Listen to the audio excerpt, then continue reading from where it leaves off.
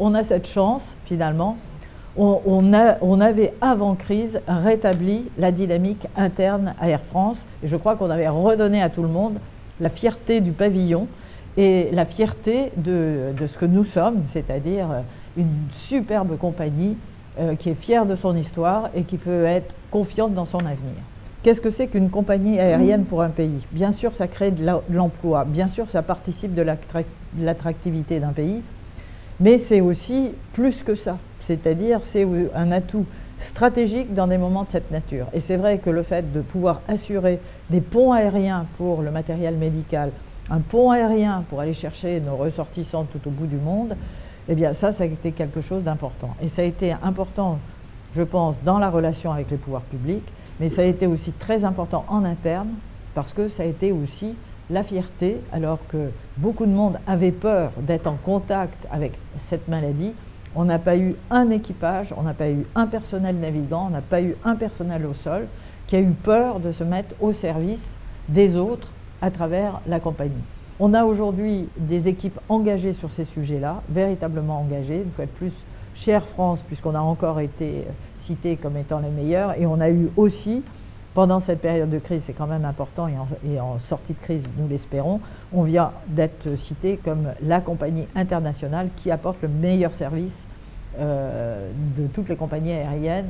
Donc ça, c'est quand même quelque chose qui nous fait très très plaisir. Et sur le carburant, on voit très bien que la technologie est là, qu'il va y avoir de plus en plus de demandes, à la fois sur l'aviation, mais aussi sur d'autres. On parle du maritime, on parle du routier, etc. Donc le biocarburant, les méthodes sont prêtes. Ce qu'il faut, c'est des filières, parce qu'on a un problème de prix, parce que là aussi, quand on parle de biocarburant, mais si on parle de synthétique, c'est encore pire, c'est-à-dire qu'il va falloir voir l'inflation des prix. On a un prix du kérosène qui est déjà assez lourd, mais quand on prend le biocarburant, aujourd'hui la fabrique de biocarburant va nous générer des surcoûts. Mais ce qui est aussi vraiment très très important, c'est la prise de conscience. Par exemple, dans chacun des pays, le problème du ciel européen et de la manière dont les aiguilleurs du ciel peuvent permettre les lignes directes, ça c'est des économies majeures.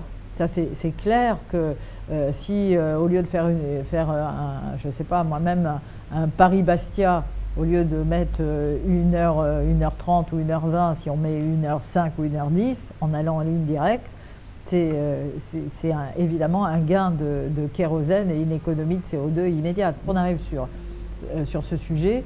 C'est vrai que tout notre débat, ça va être de faire en sorte que la Commission européenne joue le jeu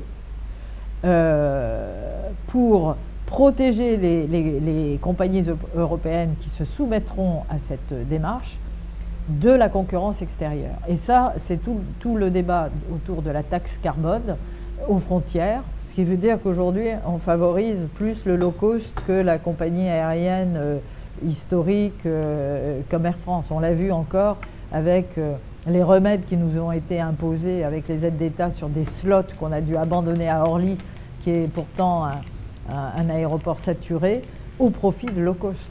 Aujourd'hui, nos slots sont partis sur des low cost.